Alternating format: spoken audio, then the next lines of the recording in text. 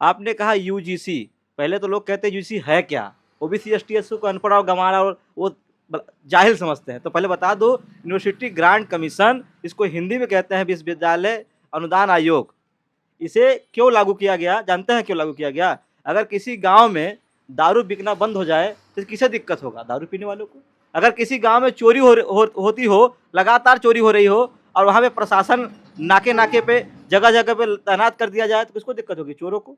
तो जब इस देश में जाति वंश भेदभाव स्कूल में, समाज में, यहाँ तक इस देश के तमाम निचली स्तर के लोगों के साथ जो होता आ रहा है, उसके लिए जब लागू किया गया तो सामाजिक, शैक्षणिक और राजनीतिक स्तर पे लागू होना चाहिए था, लेकिन सरकार ने केवल इसको शैक्षणिक संस्थानों पर लागू किया। अब ये लोग बोलेंगे कि अरे भाई, यूजीसी कानून का लोग विरोध कर रहे हैं, ये नहीं लागू होना चाहिए। जो कहते थे हिंदू सम्राट देश के प्रधानमंत्री, आज कह रहे हैं तेली है वो, और इसने कौन सा कानून ला दिया है?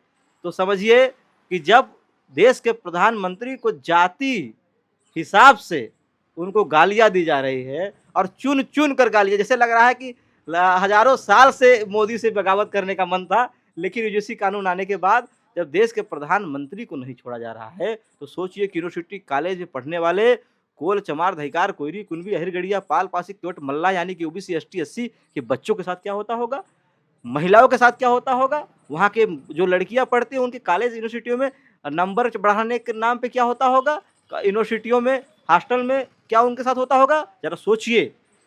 इसीलिए सरकार तो क्या कानून लाएगी? रोहित बेंगला जैसे लोगों के ऊपर जब जुल्म जाति हुआ तो ये मामला कोर्ट में गया, उन्होंने आत्महत्या किया। भाई उनके साथ जाति शोषण हुआ था तो उन्होंने आत्महत्या करने के लिए मजबूर हो गए।